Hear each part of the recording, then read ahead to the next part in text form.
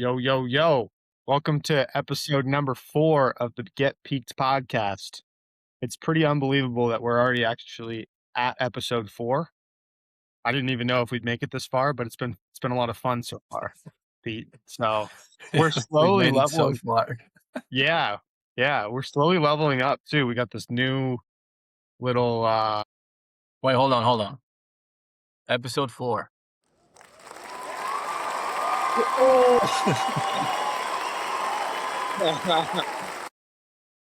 yeah. That's pretty awesome.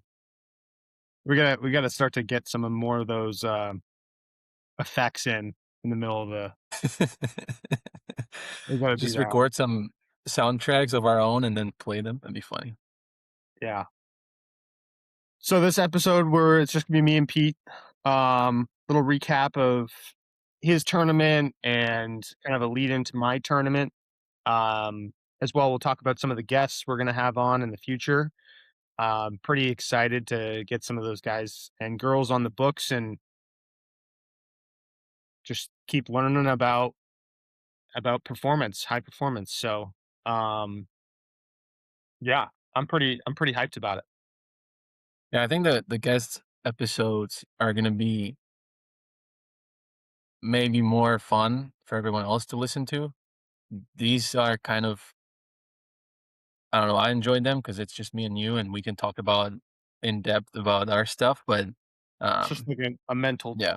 journal almost for us to get it Yeah. all out, Yeah. deal with the crappy golf or good golf we've played. So, yeah. Alright. Uh, Should I get into the tournaments I've played? yeah, let's do it. So, I'm gonna start with the most recent one, which was in Poland. It's, the Pro Golf Tour again. Yeah, I shot 72, 71, missed the cut. Cut was cut was, I think, 3 or 4 under. So you were one I under, didn't No, or is I that was the par was, what was it? 71, I guess. So I was so 1 over, okay. I think. Um, but yeah, I pretty much just to recap, I had 3 or 4 bad holes in the 2 rounds, and all of them I hit it out of bounds. Or actually, no, sorry. I hit it I made a 9 on a par 5 where I hit 2 balls out of bounds, and then 2 par 3s, I hit it in the water, but I pretty much had to like, there's not much chance to save bogey, so it cost me 2 shots. Um, and then 1 other par 4, hit it out of bounds. All right. Well, I mean, it So, sounds like like the rest of your game's pretty solid. It sounds like for the most part. Just got yeah, like, I made, I don't know, 10 or 11 birdies in the 2 days, which was pretty good, not that many bogeys. Um, it was just those few holes that really set me back. Uh, I mean, the first round, I had to save myself a couple of times on the back 9. I actually played with my friend from Slovakia, and at the end of the round, I don't know if you saw some of the memes about Jordan Spieth. It's yeah. like now over to Jordan Spieth, and he's It's like now in over to some Peter Janik now. crazy places. Oh, he made a joke about that, but yeah, I kind of that was around I made the 9, so I was again 5 over early, and then kind of clawed my way back to 72. But that's one of the things I wanted to talk to you about is the out of bounds on the par 5, right? Because it's a funny situation, sort of, where I hit it out of bounds there last year. It's the same hole, and you tee up with an iron, right? So it's not a very difficult tee shot. We get there this year in the practice round, and the tee is all the way back on the tee box. It's a pretty long tee box. And on the left side, there's some bushes and trees. So if the tee is all the way back, you really can't hit it left, right? And the out of bounds is left. Um, so I'm like, huh, like how the heck did I hit it out of bounds here last year, right? And then, uh, we get to the tournament, and they move the tee all the way to the front, and all of a sudden, the left side kind of opens up, and we got there in the actual tournament round, and so this thought came to my head. I was like, "Oh, wow, okay, I can see how I hit it out of bounds now because the tee is all the way up and, like, the hole opens up a lot more. You can kind of hug the left side to get yourself closer to the green, for your second shot, because it's like a 4 iron, and then you have another, 3 or 5 3 to 5 iron in. Um, so but then, like, I didn't really I was, like, aware of it, which I thought I handled it well. I was like, "Okay, well, you know, there's the out of bounds. The hole is more open now."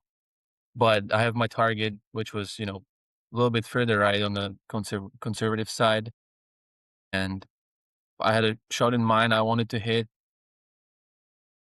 I thought I, like, went through a good process, but then just, like, snap hooked it left, you know? Um, So, I so that mean, was interesting, I yeah. like that last part, but, like, 2 of the things that kinda stuck out to me originally was, and they talk about this on, like, the Sipped podcast, the one that I was referring you to, with Drake Davis and, like, talking about having, like, a rigid mindset of, like, it's gotta go this way or even a game plan of, like, I'm hitting 4 iron off this tee, and I'm gonna do this, and then I'm gonna hit it here, and I'm gonna make birdie this way. And it's like it's almost as soon as something changes, like they move the tee box up, then it's like a shock to the system, you know? Um, so that would be like the first, I guess, argument I'd have or So advice I'd have. how would you deal with it then? If, like because I think I've had a few I remember now, few scenarios like this. I remember a specific one in Hawaii when we played the the second course we played there, yeah, uh, and or whatever it is. one of the holes, they moved up the par 4 to where it was pretty much drivable, and I hit iron from the back tee just to lay up, and then it was drivable. I, like, didn't know what to do all of a sudden, and I decided to hit driver. I lost the ball and made double, and, so I remember, there's something there, I think, where, No, for sure. I uh mean, like, I feel like that happens a lot. Like, it especially in college golf, like, they just will move a tee box, like, randomly. So I Mhm. think there's, like, 2 things that to me is, like, becoming more like, even, like, wind switches, like, simple something like that where a hole that was into the wind on the practice round is now downwind, and it's like, well, that totally changes maybe the line you have to take off the tee. So, like, there's 2 things that I would say is, like, 1, try and be try and prepare for it. Like, say, "Hey, what if the tee box is moved up here?" Or, "What if it's downwind?" Or, so, like, before you go out there, be mentally cognizant of, like, I gotta watch for these things because there's sometimes it happens and you don't even know.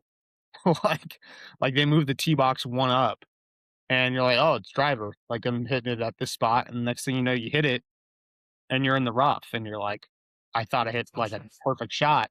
And then you realize it was downwind or it's firmed up or, like, conditions Yeah. change so much. Um, but then the other thing, like, I think I, want to get better at, and, I feel like I've done a better job of it, is being more flexible, like we talked about, like, having a flexible mindset of, "I was gonna hit driver on this hole. I assessed my game plan. I don't think that's the play anymore, or I don't know if it's the play, but I do know that if I hit an iron up to the top, I'm gonna be in a decent position." Like, because the last thing you wanna do is make a big number because you became too aggressive and you didn't even know that that would get you into trouble. Like in the Hawaii example, like, I mean, you're probably like, "Oh, I think it's driver down there," but then you hit it in some weeds that you're like, "Oh." shit, like, you know, I didn't know those weeds were even there. Like, Yeah. so I think I think those are the 2 things that stick out to me. Um, I So then, mean, yeah. do you think, like you said, being more flexible, is that just as you're playing, you sort of, be flexible in the moment and kind of go with what's coming your way? Or is it, as you said before, with the preparation where you have maybe multiple plans and you have multiple strategies and you kind of go through everything that could happen, and so that doesn't surprise you when you get there. It's like, oh yeah, it's downwind now. I have a plan for this. And you get there the next day, it's raining and it's into the wind. You're like, all right, I have a plan for this also. And then you just, go I from there. think I think it's like a mixture of both because there's no way you can really prepare for everything. Like, for example, No. like like me and my old mental coach, which I think we're gonna have on the podcast here soon. We used to talk about like having a contingency plan of like if this happens, then we do this. The problem is there's so many things that could happen. What if my driver breaks on the first hole and I no longer have driver? Right? Like I'm not really prepared for that. But I think you need to be flexible enough to be able to pivot and go even like on a day where you're like, I just can't even get my driver in play. Like as much as I love Decade and having a game plan for everything, having some sort of flexibility or I think is important. Like I think trusting your game plan is important, but at the same time, if things aren't aligning in that direction, you got to go in a different direction. You got to deal with like um. There's this guy. Oh man, what is it? I think his name is Chris Trevino, and he's got a really good junior program in Reno, Nevada, and I shadowed him this winter. And one of his arguments against Decade, or not really against Decade, but he's like, when you have that voice inside of you, like, don't hit it out of bounds, or should I hit driver? Should I hit this? Like, you have to kind of listen to that a little bit more, Mhm. you know? Um, which I'm sure you got over that tee shot and you thought about hitting it out of bounds, or like even though, like you're not going to say, "Oh, I can't think about that." It's like step back and be like, "Okay, like I got my target. I trust that this ball is going to be in play." I mean, it could have been a I don't know what it was, but it could have been a 7 iron, you know, and maybe that was the right play that day. Um, you might have given up quarter of a shot, whatever it is. Um, Yeah. I think that's better than hitting a 4 iron that you would have gained, a tenth of a shot by hitting it in the fairway. And like, but you risk that big play because you don't trust it or that big miss sort of thing. So, it's kind of a hard one because it's a feeling that you get internally that is going to decide that. But being aware of that a little bit, I think is important. I don't know. What do you think about that? No, I like it. I agree what you said there with the, like listening to your internal voice, because there's I can think of so many situations where even though I know it's the right play, right, I can even try to play more conservative instead of aggressive. So it should be even safer. But like if I deep down know I don't trust it, or it's not, I'm not comfortable with it, or maybe something in the environment is um making me not completely committed to the shot I'm trying to hit, then it's usually a bad shot. And, obviously if it's a 4 iron, it should still be in play. But sometimes, it's not. Like you can have a bad miss even with a four Sure. iron. But Well, yeah. Yeah, I mean, like, Yeah, it's a weird one. one of the books, shoot, I don't know where it is. Somewhere in here. That I've been, reading, we've talked a little bit about is Golf Beneath the Surface by Raymond Pryor. And it's like the new sports psychology. And like his argument would be like, you have to give yourself some space to make some mistakes.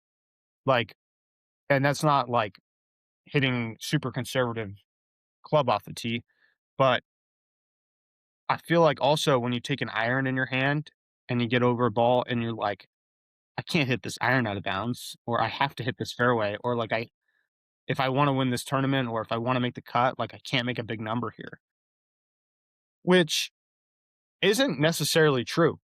Like, I would really love to hit this fairway, but I could hit this iron out of bounds and then make birdie on the second ball and you know make a bogey on the hole and still make the cut, still win the tournament. You know, uh,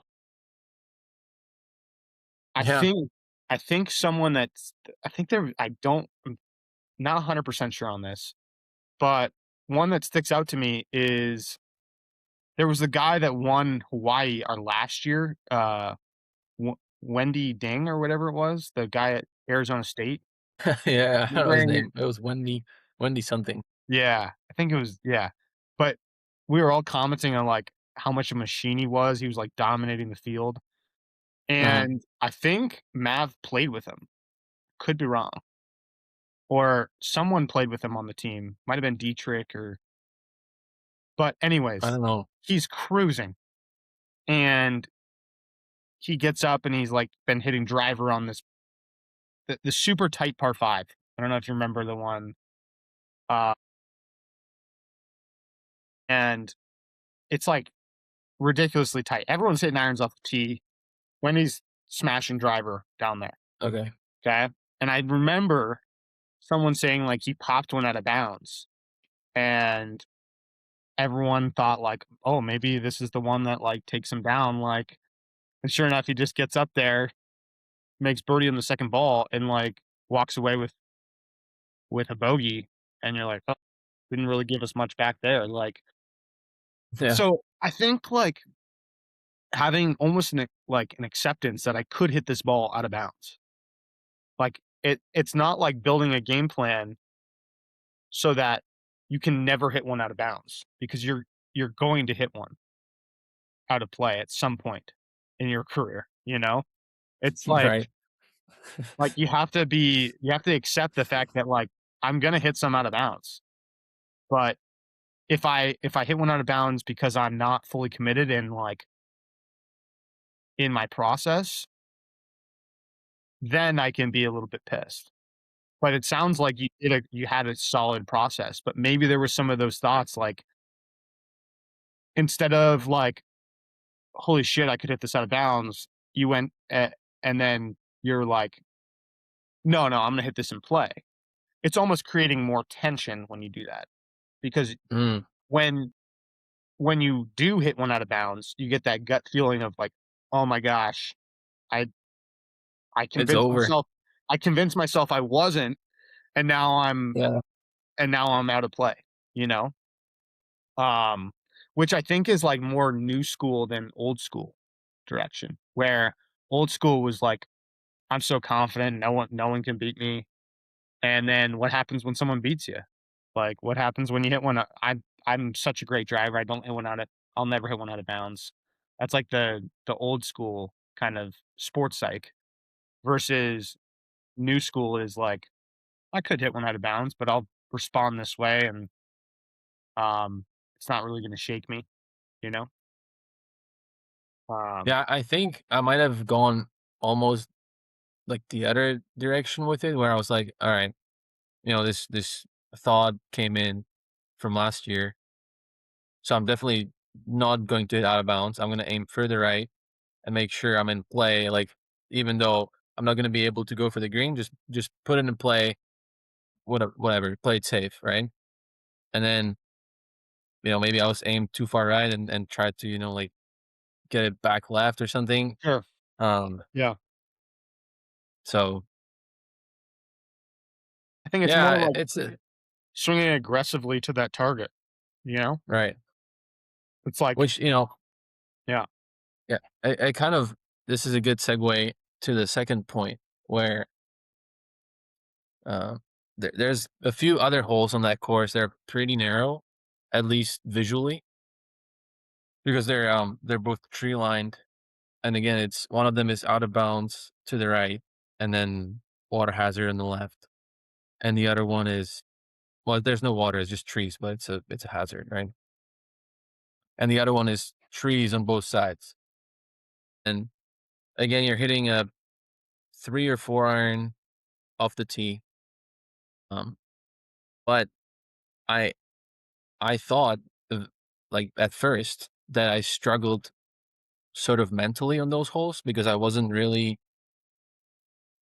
like I was pretty nervous and I didn't really trust, my shot.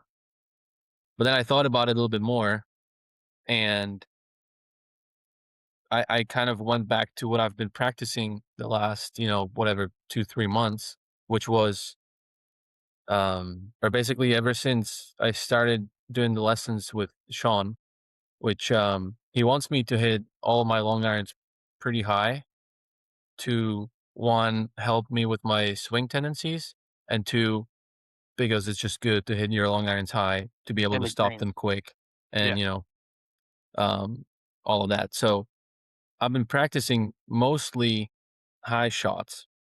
But then on these tight par fours with irons, I decide to like put the ball back, hit down on it, hit kind of a punchy draw swing. And it used to be really my go-to shot under pressure, and I still think it is. I like to do it with wedges and short irons and all of that stuff.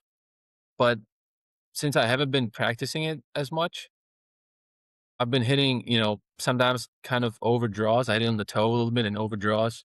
And if it's low and the course is firm, it's just gonna run left forever.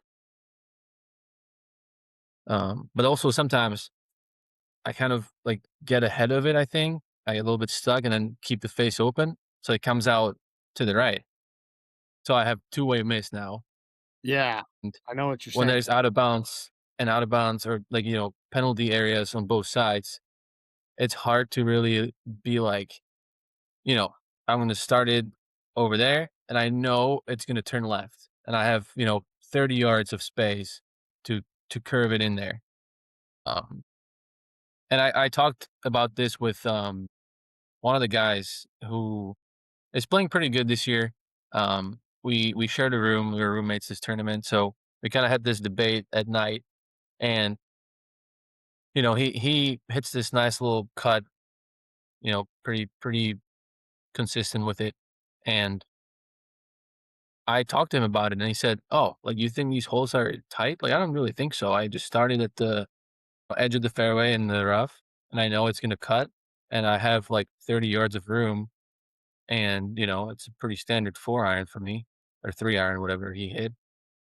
And I was like, "Wow, like yeah, that makes sense. I mean, I would like to do the same, but at the same time I know from practice and from this like previous experience of a few days before, I know I can hit that shot both ways. And therefore, that makes me a little bit more or a little bit less committed to starting a ball pretty close to a penalty area and trusting that it's going to curve back, you know? Yeah, so I mean, first of all, like I was kind of going through something similar with the driver. Like I've been struggling with the driver, which has been my strength for probably the last 3 years. Um and similar to you, what I was working on in my swing was making my irons better, but it wasn't necessarily making my driver better. And the driver was more up in the air like you said, like I used to just kind of hit that low runner out there that was just a super trusty shot. Um, all of a sudden the ball's in the air and you maybe just double cross it just a hair, and then that ball's in trouble. And so it's like the thing I've learned is like My long irons got better because of it. Great. But how did it affect the rest of my game? And I mean, you got to think about it. It's not just golf swing. Like these are golf skills. Like you still need that shot because it's the one that you can trust. And I bet you it even creates a little bit more tension when those irons are what you're trusting off the tee to be a part of your strengths of your game. And all of a sudden it's not there. Like contingency plan wise, if the driver hits the fan, now you got to trust a double cross with an iron. Like the thing what I would say is like maybe from a preparation standpoint of like I need this shot going into this tournament. Like I would prefer to have, that as a trusty shot that I can have. So Yeah, yeah. maybe it's like on the range because technique wise, obviously you want to keep improving, but like it's being intentional, which I've heard Foley talk about is like every time you're on the range, you should have the shot in mind. Know what it's going to do to your technique, will know what it's going to do to um serve a purpose in the tournament that you're playing, right? Like, hey, I'm going to need this low runner off the tee, especially in this tournament. So maybe you're hitting out long irons, you hit 5 high ones working on technique, then it's like, can I hit the 5 of getting in play? Because I think that's just reps. I think like it's a different ball position, different swing. Um, and that's what I've kind of found with the driver is like it does get me in a little bit of trouble at some points, but I would say like I went back to try and hit that low bullet and like learn to hit it on the range, learn to hit it on the course again. And then that's something you can trust. The thing that I do have struggle with a little bit, which is like decades issue with hitting different shots, is like when do you choose to hit that shot or this shot, you know, off the tee or into the green or um that's something I've kind of haven't really quite figured out yet. But I would say like get that shot back that you can trust because you've done the work to improve other parts of your game. It's just you haven't shown enough attention to that in particular. That's um why you might be losing, you know, a couple shots on one hole here or there. Well, I what I thought about it was, why am I even trying to hit that shot? If I've been practicing the other shot, the higher one for however long it was, why don't I just trust that shot and just hit it, you know? Like, why do I need to all of a sudden go to the tee and try to hit this like low bullet draw that's gonna run? I know it's gonna be, it's gonna give me a little advantage because it's gonna be further down there. I'm gonna have a shorter club in, but how much is that really gonna do if I have you know, a pitching wedge instead of a 9 iron or whatever? No, I I don't mean know. like it's kind of one of those things where like if you're hitting the long high or the long iron high really well, then yeah, you should trust it. And but there's a reason why you're feeling the way that you are. Like if you've trusted that shot for the last 6 years to get you in play, Yeah. it's like yeah, of course, like that's the shot I want to hit off this tee. You know, like um, so there might be a little bit of tug of war there. Where Yeah, and like to be completely honest, I still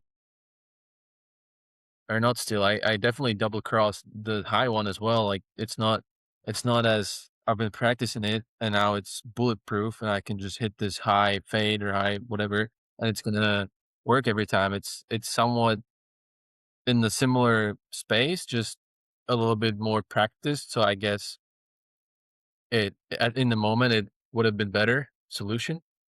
Um, but I think overall in the practice itself, I should first of all probably focus more on my strengths, which that low shot was at some point.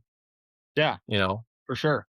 Yeah, I and think not and just it's try not like to, something crazy, like, I need to go hit 1,000,000 of these, but it's like, yeah, just hit it a few, and just yeah, make sure it's or still there. or maybe on the course in prep, like, just realizing, like, okay, like, I'm gonna have to hit a few more of these shots after the round, go in and hit 5 to 10 of them, and like, okay, yeah, like, I can trust that again. You just don't have that, like, readiness of, like, I've hit the shot recently, and Yeah, this is what the feel yeah, is like to hit a solid shot, you know?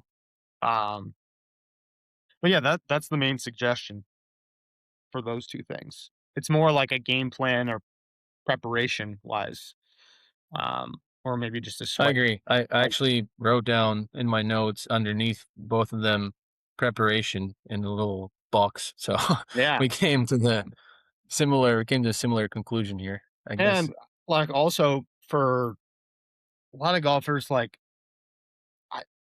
we talk about how important this is for our games, like, of going over this stuff and, like, learning it from everything, right? Like, whereas it'd be so easy that if we didn't have this conversation to just go back to working on whatever you're working on technique wise and not addressing kind of some of the issues that are happening here aren't so much technique. Like, is your technique perfect? No.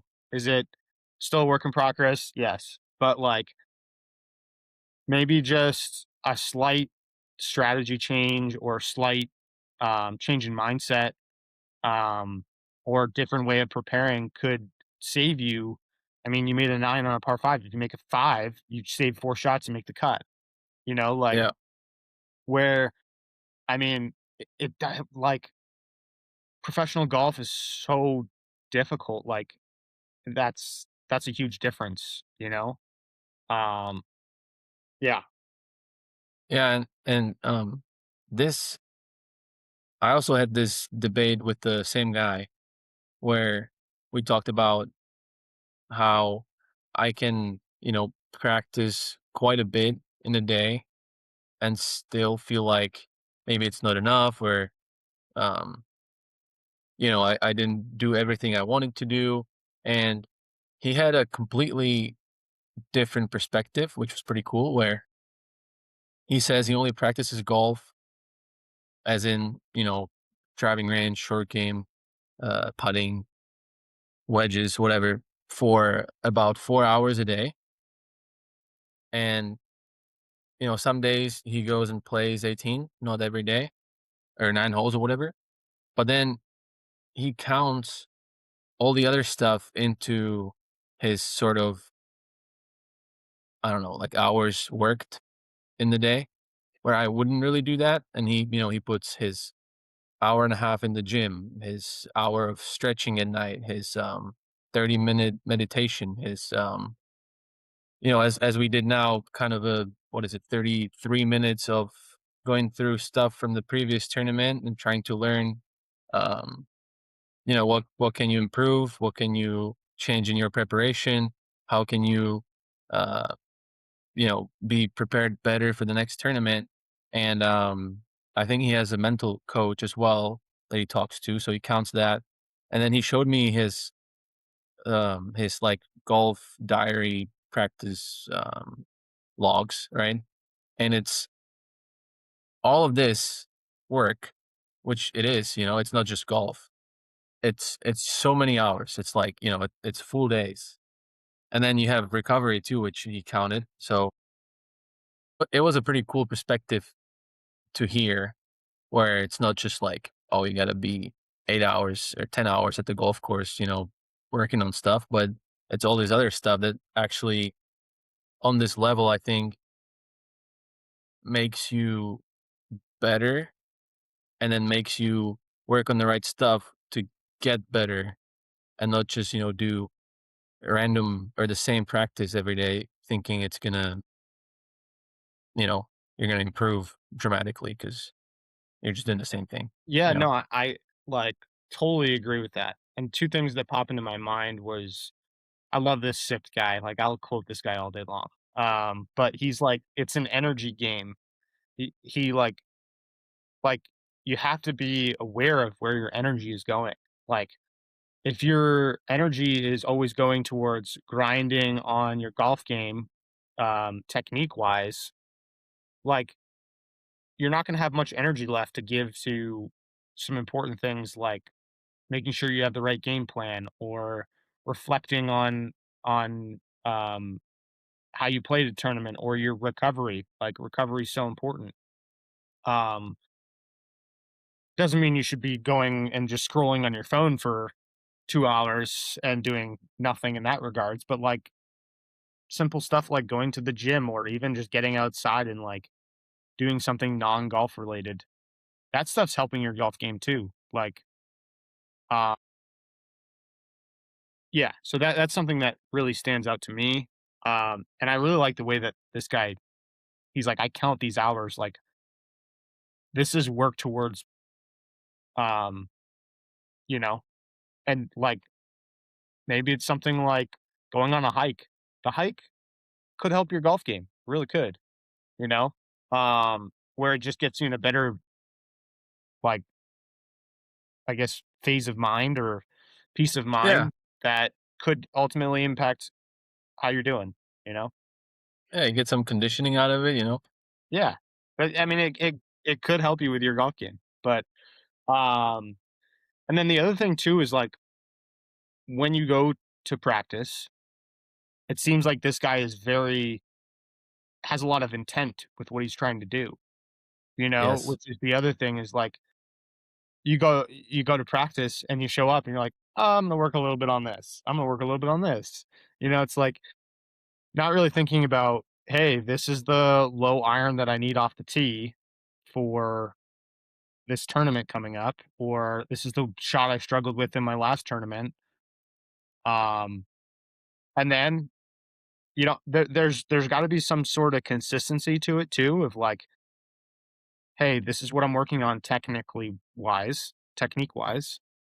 I'm gonna continue to work on that, but I'm gonna phase in some of these other things. Like it doesn't have to be super complex or um, but you don't need to spend 4 hours on the chalk line, you know, making sure that you're starting the ball on line. Uh, so yeah, No, that's exactly what it is, yeah, just having a plan, and it could be, a short-term plan for a day, and then, like, a longer term plan for to keep you consistent, and he said also another thing, now in the tournament season, it's a little bit different because I didn't play all of them, but there was 5 tournaments in a row pretty much.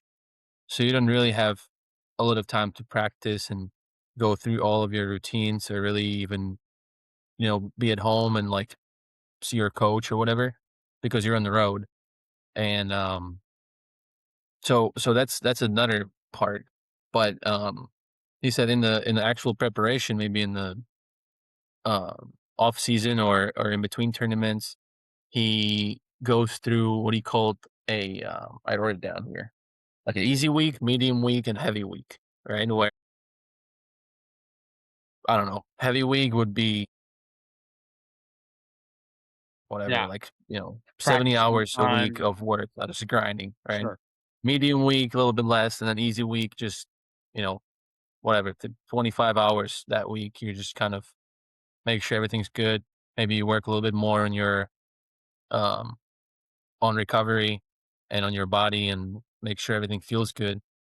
And then you go back into that heavy week. Or you kind of like peaked for a a tournament or few events in a row or something. So Just like the Get Peaked podcast, I like getting that one in. I really like that. Um, so yeah,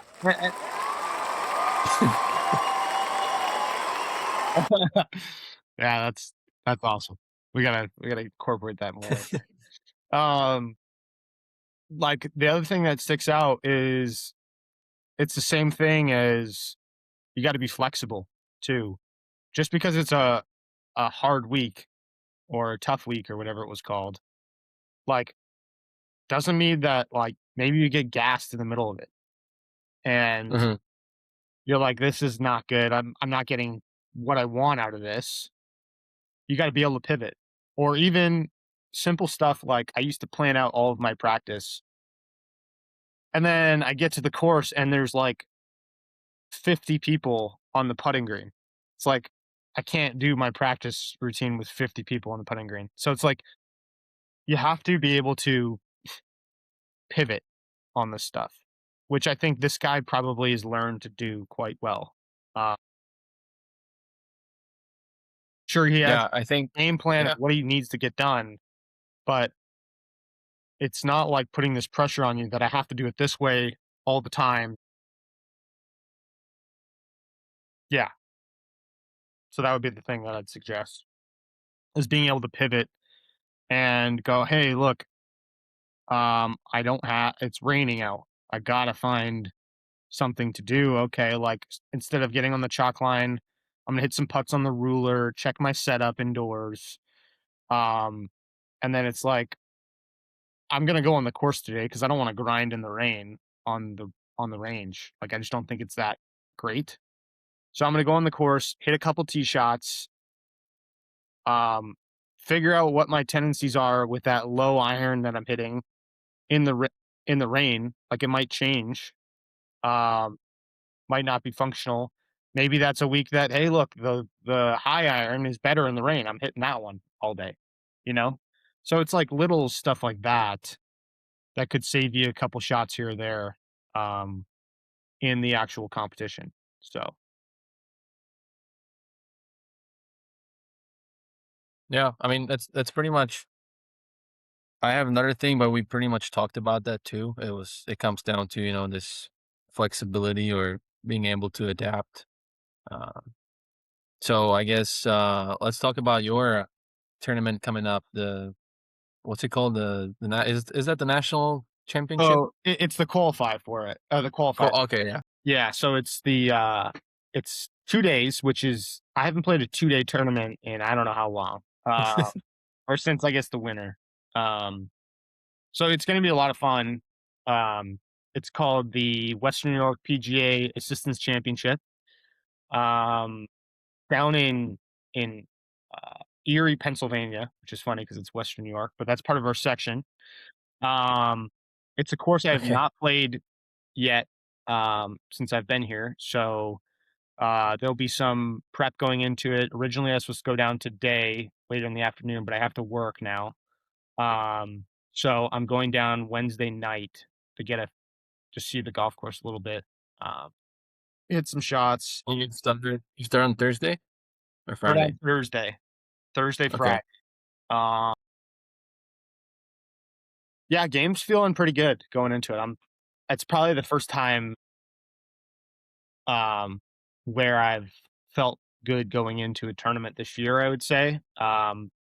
Where because like there was always this driver struggling, I gotta get it in play, uh, sort of feeling to it. Whereas I Hmm. feel now that it's in a spot where like I can manage it quite well. Nothing's really gonna, come out of nowhere and surprise me. But um, in the same way, you still have to go out and execute the shots. And it's definitely in my practice. Like I've had a few more chances to go low, and like the expectations you can feel are rising instead of just to focus on like just executing one shot at a time. Um, so I mean, like the thing is too is a lot of these other events we play. There's like a mix of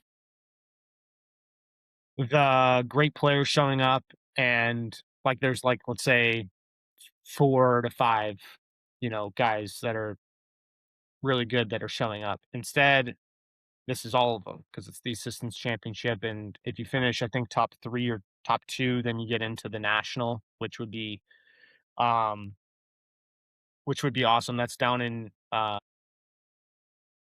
Port St. Lucie, Florida, which is I think where they have the PGA headquarters or used to. Now it's at Frisco, but Mhm.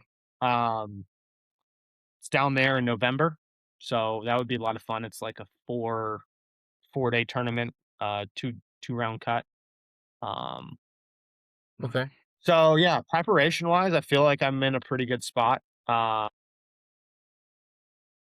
it was funny because I started to hit it really good and started to struggle with the putter again. I'm like, "God, No. come on, you gotta be kidding me." Like, how much all the work that I put in just hit it better, and, I can't make a putt? No, it's just like, but, it's just weird because when you don't when you need something, like, I needed the putter to play well, uh, I didn't really need to practice it because I always was kind of practicing it on the course. But as soon as I, start to hit some good shots, I'm not really, necessarily getting the practice in that I needed, so I just needed a little tune up. I actually used some cool technology. I think I've shown it to you in the past, but it's called, Vertex. Um, but it shows all your it's like Capto, essentially. Oh, yeah, yeah, yeah, yeah. Yeah. I remember. So, did some of that, um, had a quick conversation about my putting stroke and some of my students' putting strokes with, Preston Combs, he's my guy, he's my putting, expert that I always go to. He's down in Orlando, Florida. Um, so he's like, "Dude, it looks pretty good." Um, but it's a little bit quick and some of the vertex numbers were super inconsistent and I couldn't quite I always have a tendency to take it back too slow. And um he's like, "Yeah, the numbers are all over the place because your transition is really fast." So he's like, "I want a little bit more pace in the backswing and then a little smoother in transition."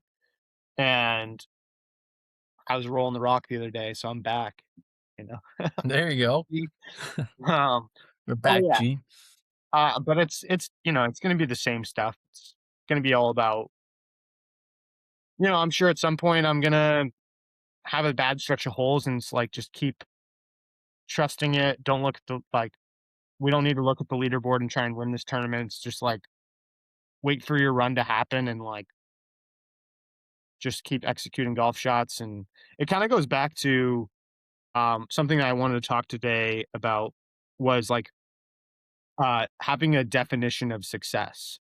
I've heard a lot of successful people talk about what it means to be successful or what they're working on, sort of thing. And um, one of the books that was pretty it was one of the first books I read for pleasure. Like I wanted to read the book instead of I I Mm.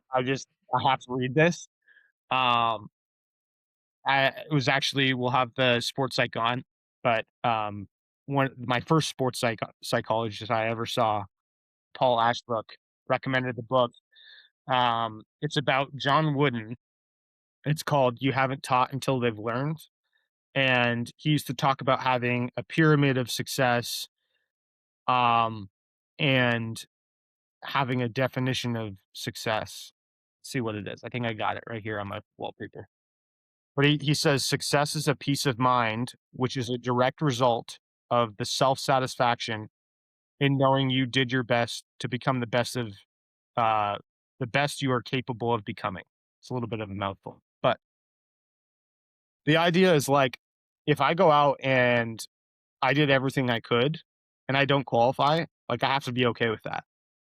Uh, where in the past I've put a tight grip on the idea of I have to qualify just because I really want to qualify, you know, or because it shows that I am uh, the best or superior to these people that I'm playing against. But the fact is when we first started playing golf, we just played golf because we thought it was fun. And we thought, I wanted to get better at this game instead of going out and trying to beat people, you know? Um, so, I guess that's kind of going down some rabbit holes, but yeah, so I think for me is um, just going out there and doing the best that I can and taking whatever result comes with that or accepting whatever result comes with that. And I've seen like George Gankis talk about this a lot of like accepting all results. Like he's like um he talked about Matt Wolf just being okay with like he's like Matt is like totally fine with shooting in the 90s. Like if he shot in the 90s, he'd be totally okay, you know? Um which is Okay. like he's on tour. What do you mean like he's gonna be okay with shooting in the like he's like, yeah, he's okay with it all. Like he's just gonna go out there, do his best, and we're gonna assess afterwards how he can get better and he's gonna learn from it. And like the cornerstones of John Wooden's pyramid are hard work and enthusiasm. And those are like the cornerstones of what he does. You got to have some level of discipline, but you also got to have that love for the game and the enthusiasm of trying to get better, which is ultimately the reason why we started playing this game, you know? Mhm. And then it sticks out to me of a conversation I had with Sean Foley. Um, and I don't really want to butcher this quote here, but he talked about, I think it's, uh, is it Winston Churchill, the guy in Europe or whatever it was? Um, Yeah. yeah, he talked The about guy in Europe. yeah, the guy from Great Britain or whatever it was.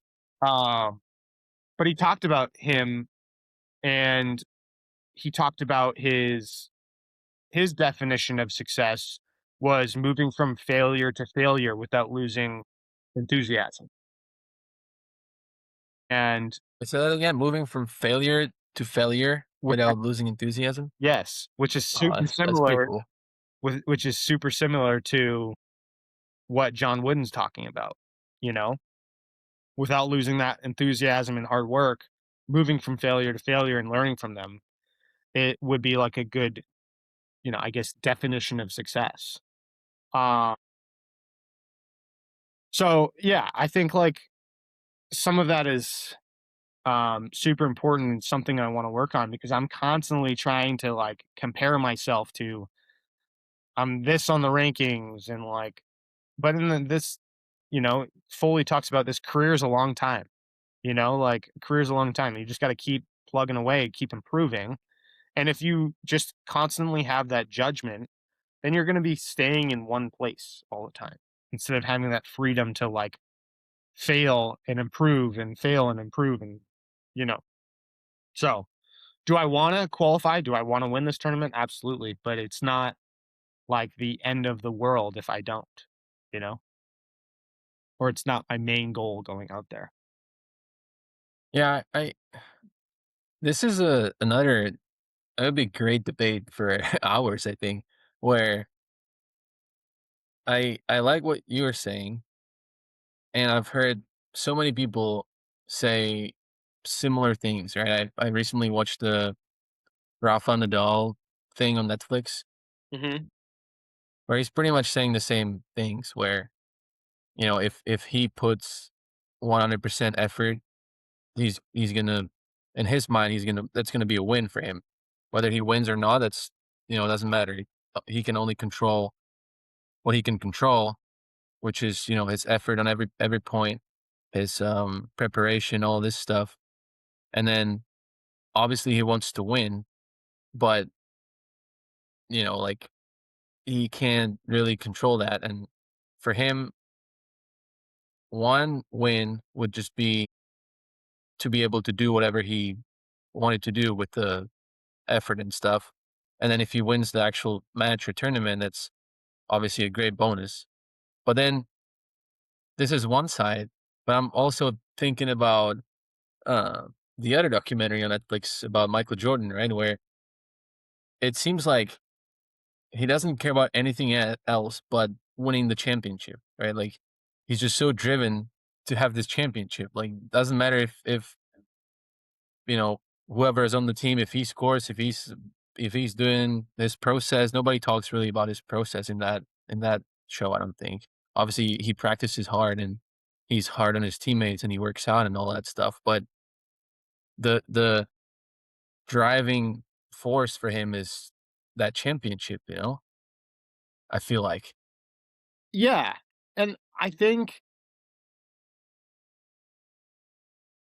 yeah, I mean, it's definitely tough. It's definitely a debate you could have for a long time. Just because it's your driving force, and, like, this also goes into, like, ego. Like, those guys that are I mean, I fully has talked about this a lot. The guys that are constantly going after extrinsic things like championships, they usually have, like, huge highs, but they have even bigger lows, you know? Um, is usually what happens instead of, like, this road of mastery that you're going after something and you're keeping improving, improving, improving. That's more of a steady growth rather than this idea of I mean, like, the greats, it comes with a huge penalty being that great, you know? Which doesn't mean that it's a bad thing or whatever, but, like, if they lose, then they're a failure, you know, in their minds. Because, like, I don't know if you've seen the quote of, what is it, Giannis? That's the basketball player that played for the The bas Yeah, yeah, yeah. and he's getting grilled by this reporter because they get eliminated, and I did see that, that was great. it was Yep. great, and he just, like, threw it right back at him. I was, like, so happy watching it. But the reporter asked, like, "Hey, is this season considered a failure?" Like, and he just, like, was taken back by this because they had won, like, a championship in the past, and he hadn't won the last 3 years. He's like, "You asked me this same question last year." Like, he goes, "Let me ask you a question. Did you get a raise this year, um, from the press?" And he goes, "Was this year a failure to you?" He goes, "No, like, you just keep improving. You learn from this, you move on." Where you think he's like, "You think that all of those years leading into that championship that we won were a failure because we lost? Do you think Michael Jordan's, um, career was a failure all the other years that he didn't win championship?" Which is over half. So over half of his career was a failure. Like, it's a lead in to the idea of, "Hey, trying to achieve this goal of winning a championship, and it's consuming my life, and maybe too much with the greatest players of all time," right? But being able to, like, also be on that road of mastery is, like, super important of, like, "Hey, we didn't win this year, but I'm gonna get better, and I'm gonna give myself a better chance to win next year or improve my game to the next level." Whereas Michael Jordan, he's almost using that energy that he had, that deep motivation of, like, "I wanna win so bad," as a motivator, but he also has some of that, talks about, "I've missed, thousands of game-winning shots," or whatever it is, and, uh, like, I think there's a mix in there that he's not necessarily telling everybody about, sort of. Yeah, I also, I don't think there's like a simple one answer. I think everybody works a little bit different, For sure. and, you know, there's certain things that make you tick and that make me tick that are different, and I think it's important to find those things and kind of discover yourself in a sense, where I don't know, like you might be a person that hates to lose and you really want to win. And if I tell you, oh, like you're never going to win this national championship, there's no way. It's going to be like a huge motivator for you. And you're going to be like, oh, I'm going to show you, I'm going to Yeah, win this. screw this guy. Well, yeah, Whereas, yeah, screw this guy. And it's going to give you energy and it's going to give you that motivation and enthusiasm for practice. And you're going to have that sort of vision in your head and it's going to make you keep going. And then, for example, I'm like, I'm gonna be the different guy where if you tell me this, it's not really gonna make much difference for me. Like, I don't care what you think, like, whatever, right? Yeah, But yeah, I might listen to, uh, I don't know, it could be like a completely different internal motivator for me where I want to prove myself that I can master the sport or the game or whatever and prove it to myself. Or, there's so many different scenarios where I'm even like now I'm getting it's popping in my head where some people are trying to prove something to maybe their parents or like Jason Day, his dad I think died when he was young. yeah, yeah. And that's like a whole different situation where he's in a sense doing it for him. I think he says it in that one video that, it's pretty old, but um It's also a therapy for him too. Like he was yeah, going through so it's much shit that he's like, I the only thing I can do to get my mind off of it is play golf. So, yeah. like, And there's just so many things. I'm sure like we could sit here and look at all the grades from all the sports and all the whatever it is, business and other jobs and find a lot of common things, which are definitely good to look at, but then probably so many things that are not in common that everybody sort of does differently, um, because they all work differently, right? They're all wired differently to complete their goals, I guess. Does that make I sense? I agree. Yeah, that makes sense. I would say like the thing is it's dynamic. Like we've talked about that a lot today, but like it changes. I feel like for me, something that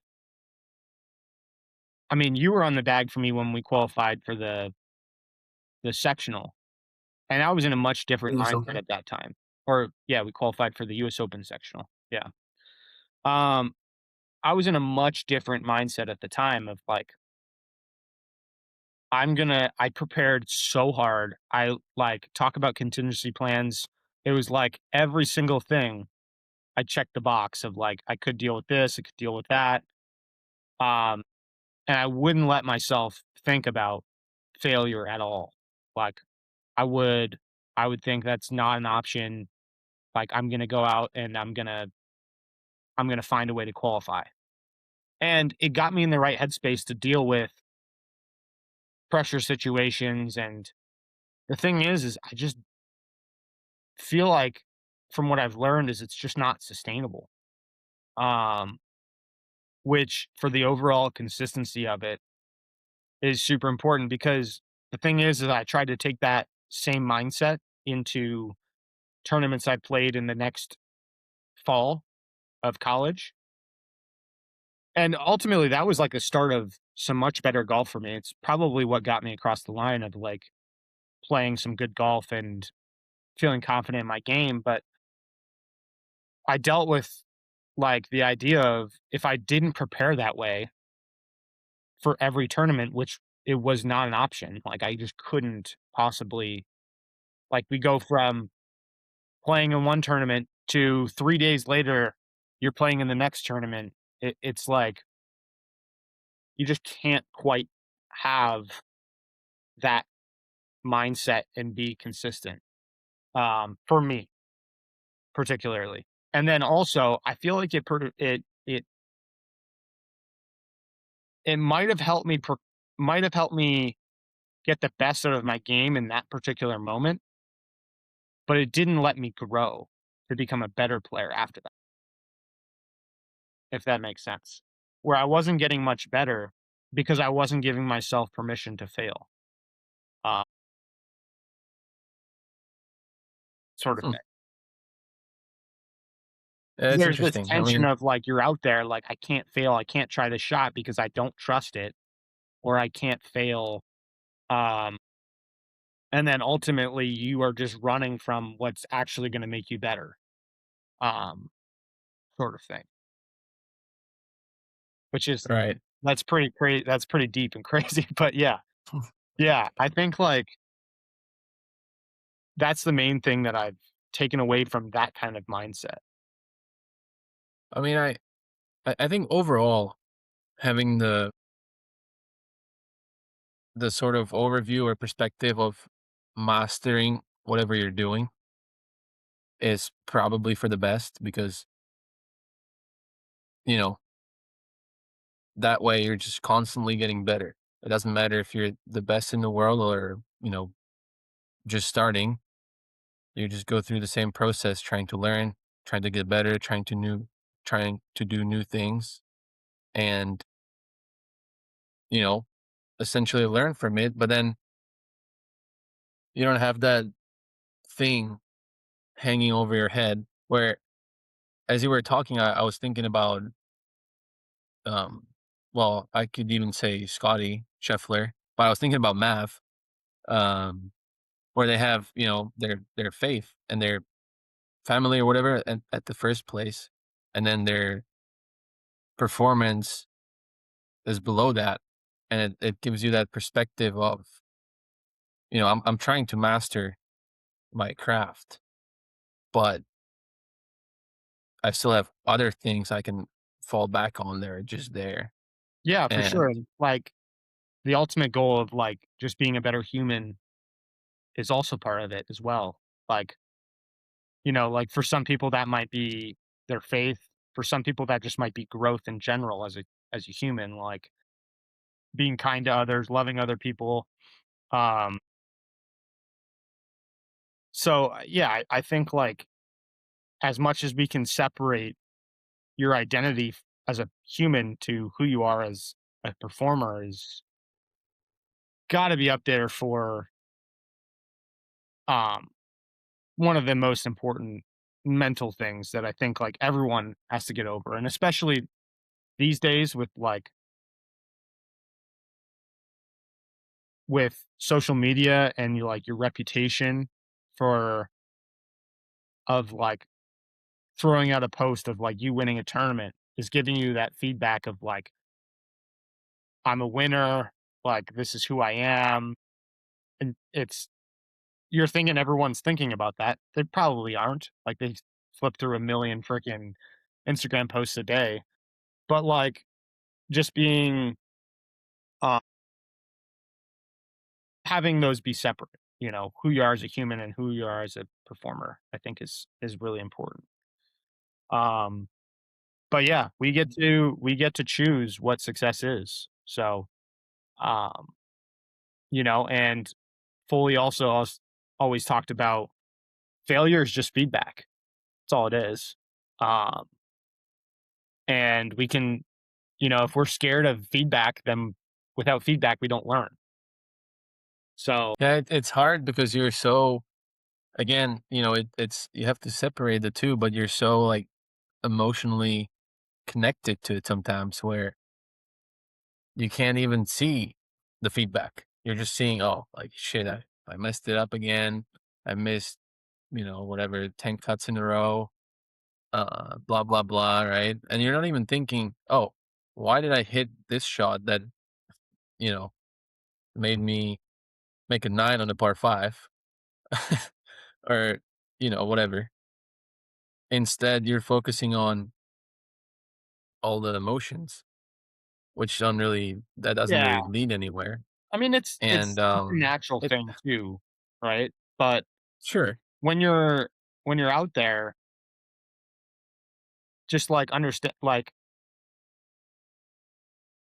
it's just you're trying to execute one shot at a time to the best of your ability, and then afterwards you can break down like, hey, I got to learn from this,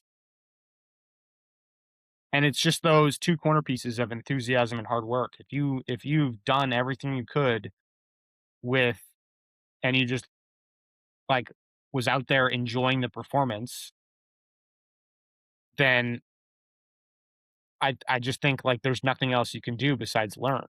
And that's what's ultimately this natural growing process. It's not like you're breaking down every detail going, "Hey, I gotta learn this, I gotta hit, my path is like this." It's just the idea of like the natural growing process of like when you when you first started playing golf and hitting different shots, you never really thought that way. You just thought, "Oh, like I have a lot of success with that shot. I'm gonna keep doing that." And then all of a sudden you reach a barrier where like, "Hey, that shot works on soft greens, but it doesn't work on firm greens." Okay, I gotta mix it this way. And it's like, that's all natural if we let ourselves like just be fully present in the moment, trying to execute the shot that we're trying, you know? Yeah. We're getting really deep in I this mean, yeah, podcast. I love it it. it's cool. Yeah, It's, I don't know. It's also, I think, something I talked about with my other friend that I travel with most of the time was, um, similar thing, right? We're both sort of struggling off the tee now, and so right now the success would be, uh, even like missing the cut, but playing well or having hit good shots and being able to trust your process, pick that shot, trust it, try to hit it. And even if you mess it up, it's like, I don't know, like pretty much what I'm trying to say is you can't really, I guess, expect to win right now because you're just going to be disappointed, at this point in time.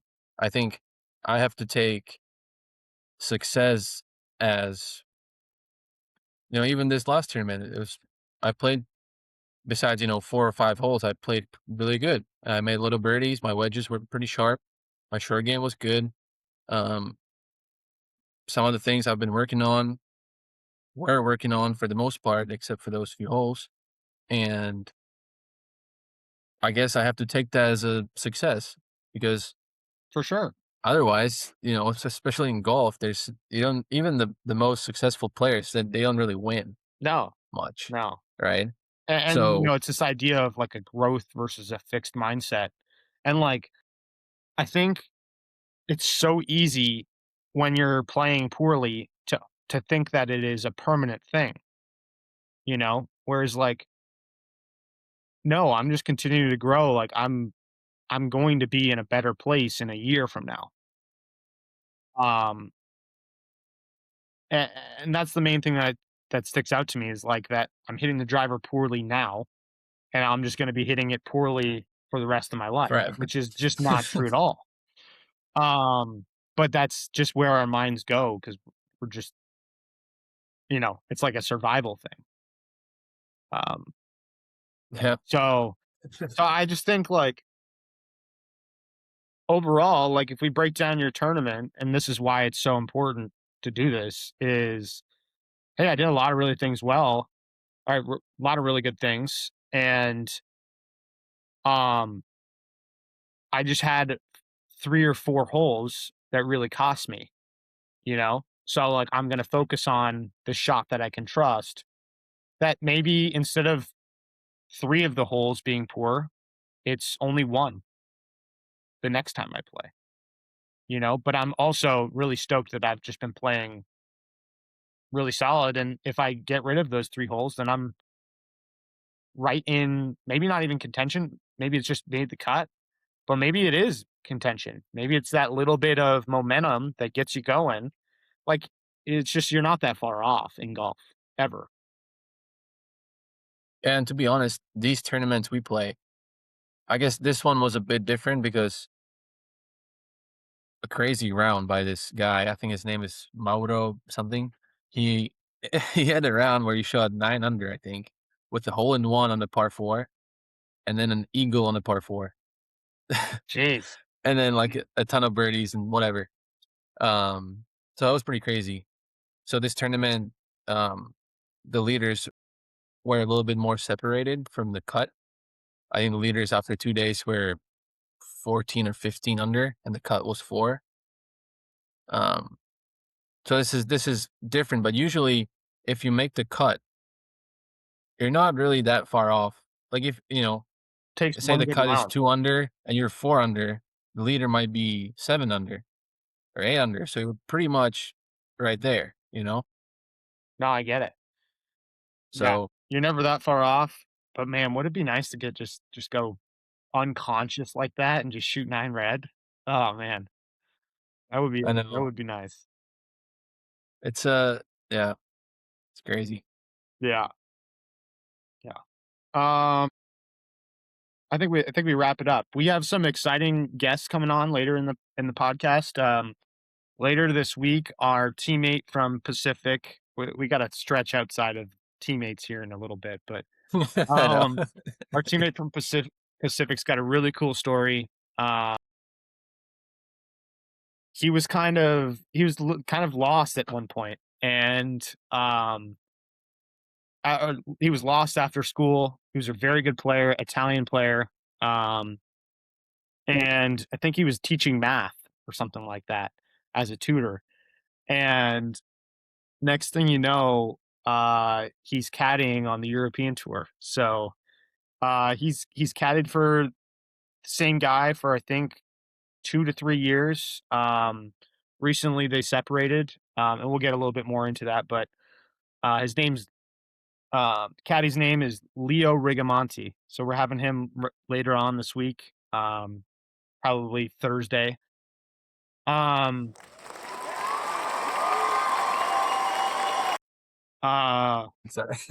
wow, you got me hyped up again. We gotta do another hour on this pod now. But yeah, we're pretty stoked to have him on. Talk about performance at the highest level. One day I wake up and I get a text from him, and it's a picture of him biking next to Rory McIlroy. So that's pretty sick, man. And to think that like 2 years before that, 3 years before that, he was, you know, tutoring math for a living, and was not passionate about life at all. But yeah, he's a good buddy of ours, and we're kind of excited to have him on. So Yeah, he's a funny guy too, so it should be a good one. we'll have some good stories.